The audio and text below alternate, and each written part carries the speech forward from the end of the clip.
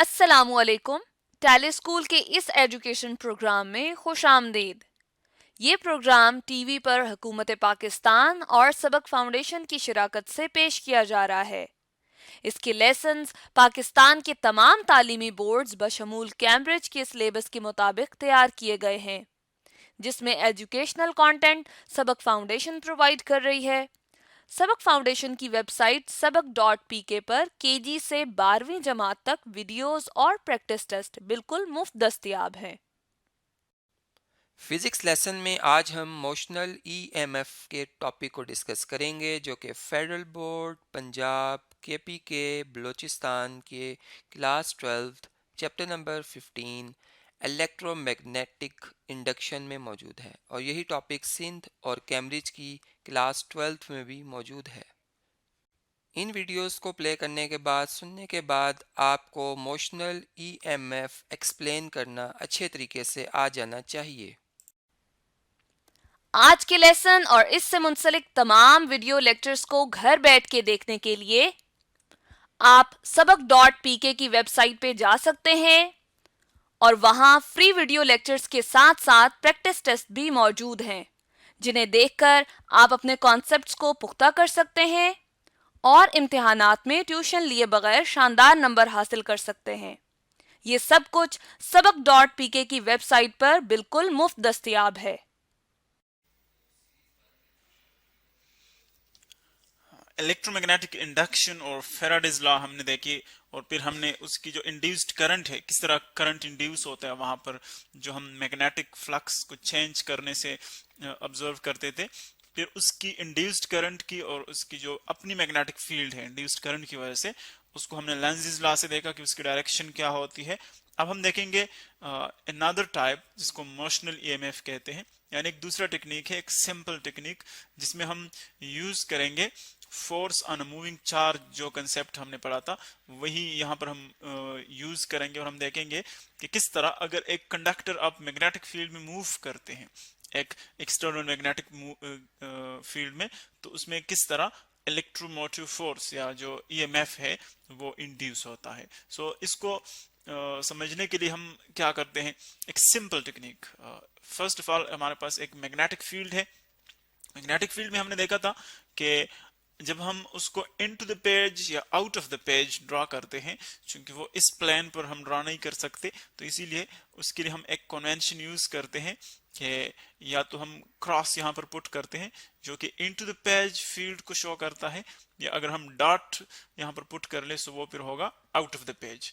सो यहाँ पर भी हम एक डायरेक्शन ले सकते हैं, आप अपनी चॉइस के मुताबिक कोई भी डायरेक्शन ले सकते हैं, आउट ऑफ द पेज ले सकते हैं, डॉट आप पुट कर सकते हैं।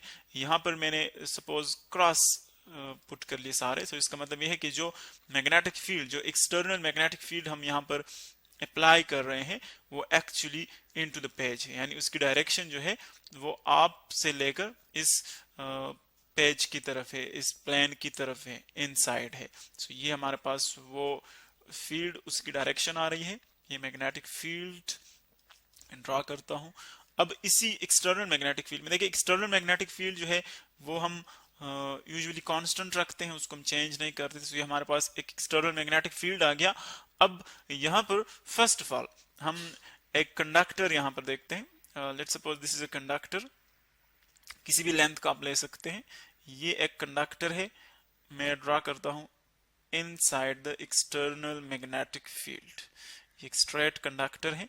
अब ये दोनों जो है रिलेटिव मोशन दोनों की नहीं है, यानी एक दूसरे के with respect to one another ये क्या है, एट रेस्ट है, स्टेशनरी है। सो इसीलिए हम फर्स्ट ऑफ ऑल देखते हैं कि अगर आप सपोज इसके साथ कोई गैल्वानोमीटर अटैच कर ले, कनेक्ट कर लें, सो इन दोनों एंड्स के दरमियान, यानी ये आप एक एंड कंसिडर कर लें, एंड ए कंसिडर कर लें इसको, और ये आ जाएगा एंड बी। सो इन दोनों एंड्स के दरमियान कोई पोटेंशियल डिफरेंस नहीं होगा।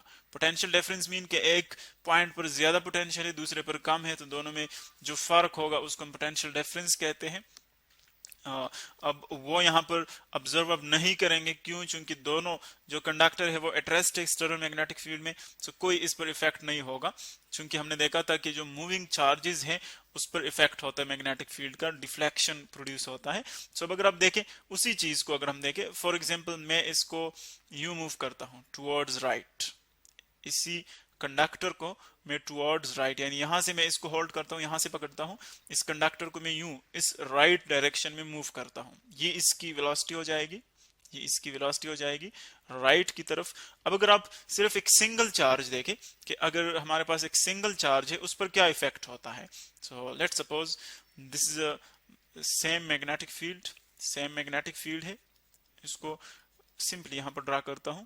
एक सिंगल चार्ज के लिए अगर एक इलेक्ट्रॉन है सपोज, वो आप यहां से एंटर करते हैं, इस राइट साइड से आप एंटर करते हैं। सो अब देखें, चूंकि हमने देखा था कि जब मूविंग चार्जेस होते हैं मैग्नेटिक फील्ड में, वो क्या होता है, उन पर एक डिफ्लेक्शन इफेक्ट होता है, यानी वो डिफ्लेक्ट होते हैं।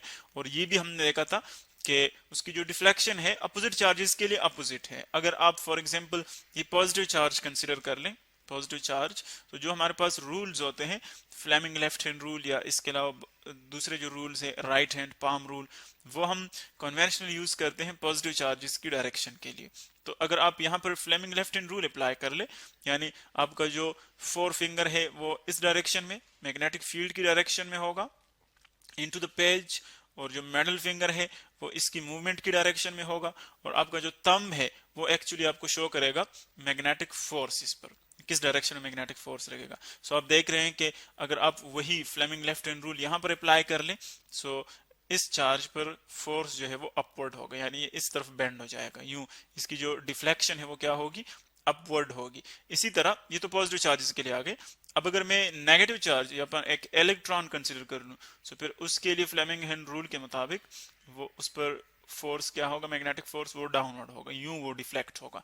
सो आप देख सकते हैं कि अगर मैं एक एट अ टाइम दोनों चार्जेस को यहां से रिलीज कर लूं, इलेक्ट्रॉन को भी यहां से आप एंटर करते हैं, पॉजिटिव चार्ज को भी, सो जैसे वो एंटर होते हैं फिर आप देखेंगे कि एक जो है अपवर्ड डिफ्लेक्ट हो जाएगा, जो पॉजिटिव चार्ज है वो अपवर्ड डायरेक्शन में डिफ्लेक्ट हो जाएगा फॉर पॉजिटिव चार्ज, और जो इलेक्ट्रॉन है वो डाउनवर्ड डायरेक्शन में डिफ्लेक्ट होगा। ये दोनों के डिफ्लेक्शंस होंगे। सो बिल्कुल इसी तरह आप अगर इस फिगर को देखें जिसमें हमने कंडक्टर शो किया हुआ है, इसमें जब आप इसको मूव करते हैं, कंडक्टर को मूव करते हैं, तो एक्चुअली कंडक्टर में क्या है, पॉजिटिव और नेगेटिव चार्जेस हैं, लेकिन जो नेगेटिव चार्जेस हैं वो एक्चुअली लूजली बाउंड होते हैं, जो कि हम एक्चुअली इलेक्ट्रॉन्स की बात करते हैं, और जो पॉजिटिव चार्जेस हैं न्यूक्लियाई या प्रोटॉन्स आप ले लें, सो वो फिक्स्ड होते हैं। तो इसीलिए हम देखते हैं कि जो इलेक्ट्रॉन्स हैं वो सारे क्या होंगे, वो इस डायरेक्शन में डिफ्लेक्ट होंगे, डाउनवर्ड डायरेक्शन में अकॉर्डिंग टू दिस मोशन। यहां पर हमने देखा कि एक चार्ज को अगर आप मूव करते हैं यूं, सो इलेक्ट्रॉन डाउनवर्ड डायरेक्शन में डिफ्लेक्ट होगा, तो बिल्कुल इसी तरह इस कंडक्टर को जब आप मूव करते हैं तो इसमें भी इलेक्ट्रॉन्स क्या करेंगे, वो डाउनवर्ड डायरेक्शन में डिफ्लेक्ट होंगे।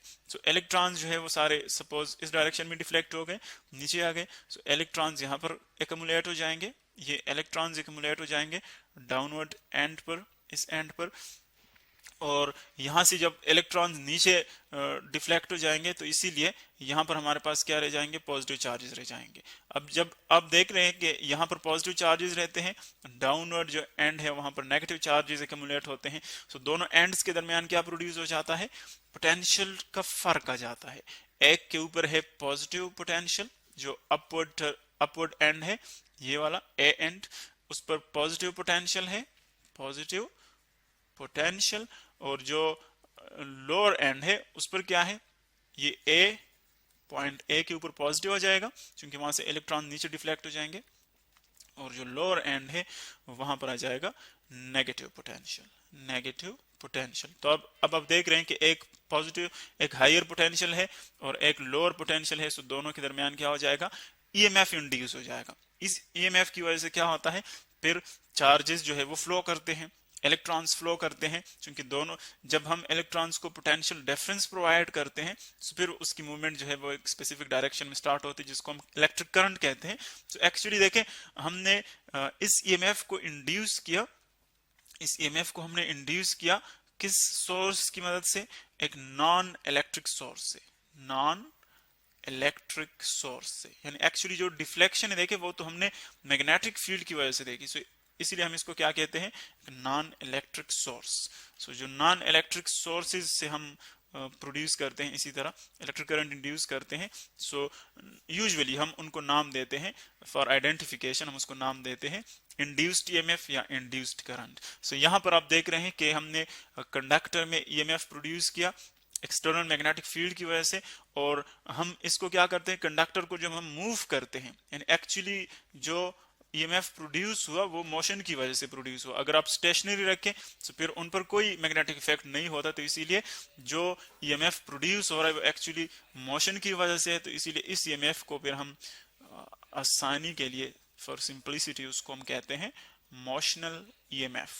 मोशनल ईएमएफ चूंकि मोशन की वजह से आ रहा है। सो ये हमारे पास एक सिंपल टेक्निक था कि किस तरह अगर हम कंडक्टर को एक्सटर्नल मैग्नेटिक फील्ड में मूव करते हैं सो उसमें ईएमएफ इंड्यूस हो जाता है, और इस ईएमएफ से मैग्नेटिक जो इलेक्ट्रिक करंट है वो इंड्यूस हो जाता है। और फिर ये भी हमने देखा था लेंज़ लॉ के मुताबिक कि जो ईएमएफ आ जाए वो इलेक्ट्रिक करंट को इंड्यूस करेगा, और वही इलेक्ट्रिक करंट, चूंकि इलेक्ट्रिक करंट भी फिर मूवमेंट ऑफ चार्जेस है, तो वो अपना मैग्नेटिक फील्ड जो है वो प्रोड्यूस करते हैं, अपना मैग्नेटिक फील्ड जो है वो प्रोड्यूस करते हैं। और वो हमने देखा था कि उस मैग्नेटिक फील्ड की फिर डायरेक्शन क्या होती है, वो हमने लेंज़ लॉ में डिटेल के साथ पढ़ा था कि अगर आप फ्लक्स को सपोज इंक्रीज करते हैं सो वो उस एक्सटर्नल मैग्नेटिक फील्ड की अपोजिट डायरेक्शन में आता है, क्योंकि वो उसको अपने ओरिजिनल फ्लक्स को मेंटेन रखना चाहता है। और अगर वो सपोज डिक्रीज हो रहा है फ्लक्स, तो फिर जो इसकी वजह से मैग्नेटिक फील्ड है करंट की वजह से, वो उसी फील्ड की डायरेक्शन में आ जाते हैं, सेम डायरेक्शन में, ताकि उसी को कांस्टेंट रखे। सो ये एक्चुअली हमारे पास कंसेप्ट था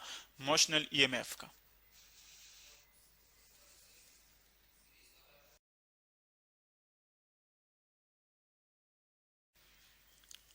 मैथमेटिकली अगर हम देखें सो मोशनल ईएमएफ को देखें, इसकी जो फिगर है थोड़ा सा उसको हम मॉडिफाई करते हैं।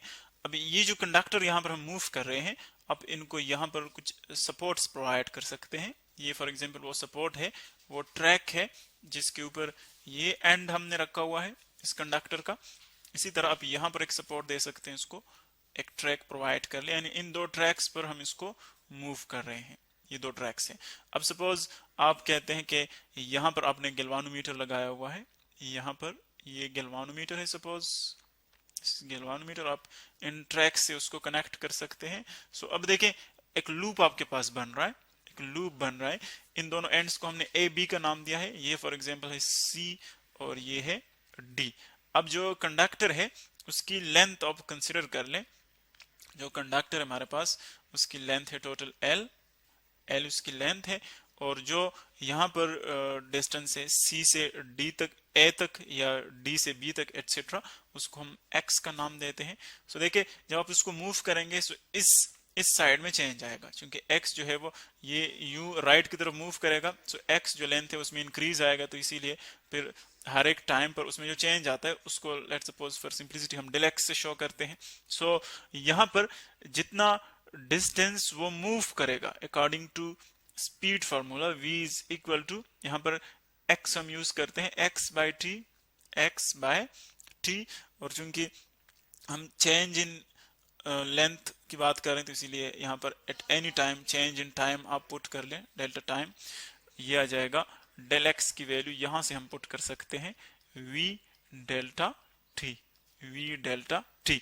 अब ये देखें इस डेल एक्स को, इसकी वैल्यू हमने निकाली जो कि v डेल्टा टी के इक्वल है। अब देखिए जैसे जैसे आप इसको मूव करते जाएंगे सो इस लूप का, ये वाला जो लूप है दरमियान में जो बन रहा है, इसका एरिया भी इंक्रीज होता जाएगा। सो एरिया, इसका जो टोटल एरिया है वो उसमें जो चेंज आएगा दैट इज डेल्टा ए, और एरिया इसका है L इंटू डेल एक्स, क्योंकि दोनों साइड्स आप मल्टीप्लाई कर ले, इसका एरिया आ जाएगा ये वाला। सो डेल्टा एक्स की जगह आप अगर वैल्यू पुट कर ले ये वाली, सो ये आ जाएगा v डेल्टा टी, यानी एल वी डेल्टा टी, इसकी एरिया में वो इंक्रीज हो जाएगा। अब इसी चीज को अगर हम मैग्नेटिक फ्लक्स में पुट कर लें, phi is equal to B delta A, B यानी सिंपल फॉर्म में हम लिख रहे हैं बी डेल्टा ए। सो ये आ जाएगा बी अपनी जगह पर, और डेल्टा ए की वैल्यू अगर आप पुट कर ले सो वो है एल वी डेल्टा टी, ये उस मैग्नेटिक फ्लक्स की हमारे पास वैल्यू आ जाएगी। अब इसी चीज को हम सिंपल इक्वेशन फॉर्म में उस ईएमएफ में पुट करना चाहते हैं जो ईएमएफ हमने डिराइव किया था। ये हमारे पास ईएमएफ जिसकी वैल्यू हमारे पास है फॉर वन लूप, वो आ जाएगा delta phi divided by delta T. यानी जो मैग्नेटिक फ्लक्स में चेंज आता है विद रिस्पेक्ट टू टाइम वो एक्चुअली ईएमएफ प्रोड्यूस करता है। तो यहाँ पर अगर आप उसको पुट कर लें, यह आ जाएगा EMF is equal to B, delta phi की जगह ये वैल्यू पुट कर लें, डेल्टा फाई की जगह, सो यह आ जाएगा B L V delta T divided by B L V delta T divided by delta T.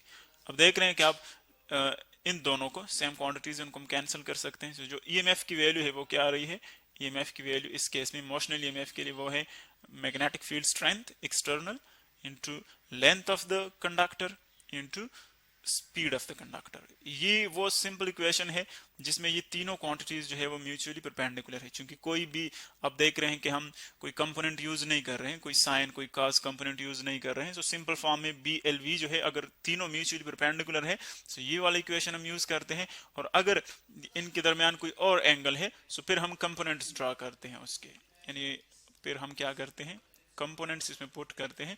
या तो आप उसको in form of sine theta भी लिख सकते हैं, in form of cos theta भी लिख सकते हैं, लेकिन अगर म्यूचुअली परपेंडिकुलर है तो सिंपली हम ये इक्वेशन यूज करते हैं फॉर मोशनल ईएमएफ।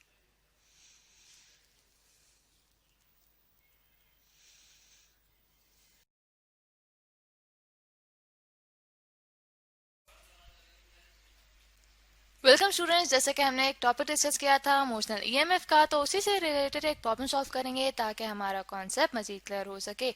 अब हमारे पास प्रॉब्लम ये है कि a metre rod of length 25 centimetre is moving at a speed of 0.5 metre per second in a direction perpendicular to a 0.25 tesla magnetic field. ठीक है, अब हमें कहा गया है कि हमारे पास एक मीटर रॉड है, तो यहाँ पे इस तरह करते हैं, एक मीटर रॉड ड्रॉ करते हैं। ठीक है, और इसकी जो लेंथ है वो हमें बताई गई है कि कितनी है, वो है 25 सेंटीमीटर। ठीक है, जिसे हम कैपिटल एल से डिनोट करेंगे। तो हमें कहा गया है कि जो हमारे पास मीटर रॉड है ये मूव कर रहा है एक मैग्नेटिक फील्ड में, और मैग्नेटिक फील्ड में ऐसे मूव कर रहा है कि जो मैग्नेटिक फील्ड है वो इसके परपेंडिकुलर है। फॉर एग्जांपल यहाँ पे हम एग्जांपल ले लेते हैं कि जो मैग्नेटिक फील्ड है वो डायरेक्टेड इनटू द पेज है, यानी कि ये जो हमारे पास प्लेन मौजूद है, ठीक है, इसमें इसकी डायरेक्शन इनटू द पेज है। तो हमारे पास जो मीटर रॉड है वो मूव कर रहा है for example right hand side की तरफ, ठीक है, या फिर लेफ्ट हैंड साइड भी उसकी डायरेक्शन ले सकते हैं, लेकिन हमने सिर्फ ये शो करना है कि वो मैग्नेटिक फील्ड के परपेंडिकुलर मूव कर रहा है।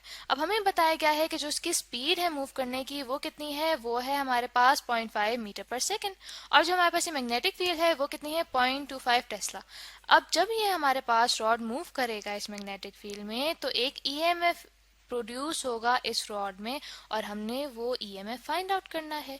तो इस तरह करते हैं, सबसे पहले यहाँ पे डाटा लिख लेते हैं कि हमें क्या क्या क्वांटिटीज गिवन है इस प्रॉब्लम में। तो स्टूडेंट, सबसे पहले हमें बताया गया है कि ये जो मीटर रॉड है किस स्पीड से मूव कर रहा है, वो स्पीड कितनी है, वो है 0.5 मीटर पर सेकेंड। ठीक है, उसके बाद हमें कहा गया है कि जो इस मीटर रॉड की लेंथ है वो हमारे पास है 25 सेंटीमीटर।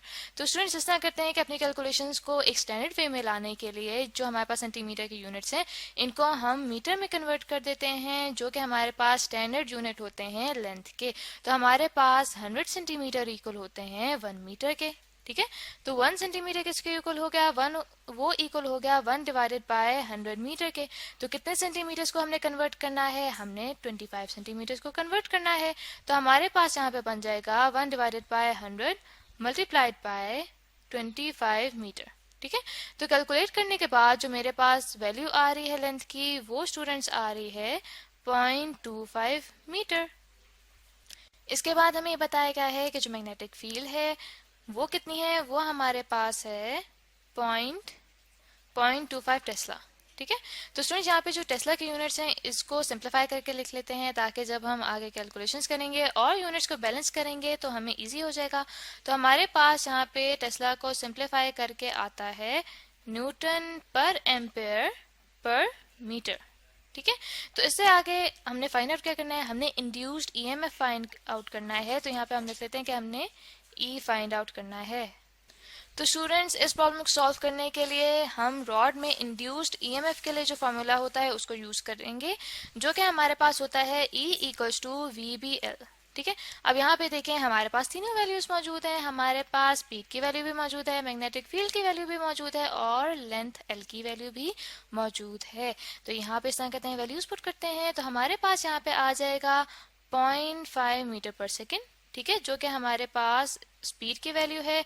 उसके बाद हमें मैग्नेटिक फील्ड की वैल्यू भी पता है जो कि हमारे पास है 0.25 Newton per ampere per metre, ठीक है। और आगे हमारे पास जो लेंथ की वैल्यू है वो हमने मीटर्स में कन्वर्ट करी थी जो कि थी 0.25 मीटर। तो